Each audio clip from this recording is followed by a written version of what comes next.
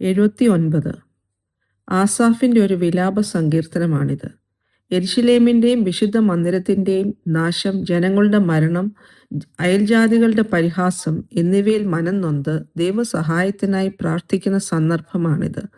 പാപങ്ങൾ ക്ഷമിപ്പാനും ദൈവനാമ മഹത്വത്തിനായി തങ്ങളെ രക്ഷിക്കാനും സങ്കീർത്തനക്കാരൻ ദൈവത്തോട് അപേക്ഷിക്കുന്നു. ഈ സങ്കീർത്തനം പ്രത്യാശ നഷ്ടപ്പെട്ട സാഹചര്യങ്ങളിൽ ദൈവത്തിൻ്റെ കരുണയ്ക്കായി നിലവിളിക്കാൻ വിശ്വാസിയെ സഹായിക്കുന്നു. 79 സങ്കീർത്തനം. ദൈവമേ, ജാതികൾ നിന്റെ അവകാശത്തിലേക്ക് കടന്നിരിക്കുന്നു. അവർ നിന്റെ വിശുദ്ധ മന്ദിരത്തെ അശുദ്ധമാക്കുകയും യെരുശലേമിനെ കൽക്കുന്നുകളാക്കുകയും ചെയ്തിരിക്കുന്നു. അവർ നിന്റെ ദാസന്മാരുടെ ശവങ്ങളെ ആകാശത്തിലെ പക്ഷികൾക്കും തൻ്റെ വിശുദ്ധന്മാരുടെ മാംസത്തെ കാട്ടുമൃഗങ്ങൾക്കും ഇരയായി കൊടുത്തിരിക്കുന്നു. അവരുടെ രക്തത്തെ വെള്ളം പോലെ അവർ യെരുശലേമിന് ചുറ്റും ചിന്തിക്കളഞ്ഞു. അവരെ കുഴിച്ചിടുവാൻ ആരും ഉണ്ടായിരുന്നതുമില്ല.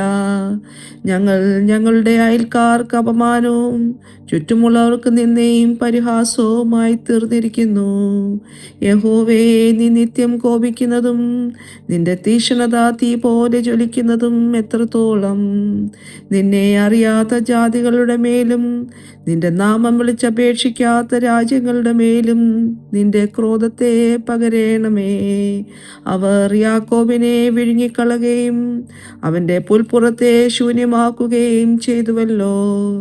ഞങ്ങളുടെ പൂർവന്മാരുടെ അകൃത്യങ്ങളെ ഞങ്ങൾക്ക് കണക്കിടരുതേ. നിന്റെ കരുണ വേഗത്തിൽ ഞങ്ങളെ എതിരേൽക്കുമാറാകട്ടെ. ഞങ്ങൾ ഏറ്റവും എളിമപ്പെട്ടിരിക്കുന്നു. ഞങ്ങളുടെ രക്ഷയായ ദൈവമേ, നിന്റെ നാമമഹത്വത്തിനായി ഞങ്ങളെ സഹായിക്കണമേ.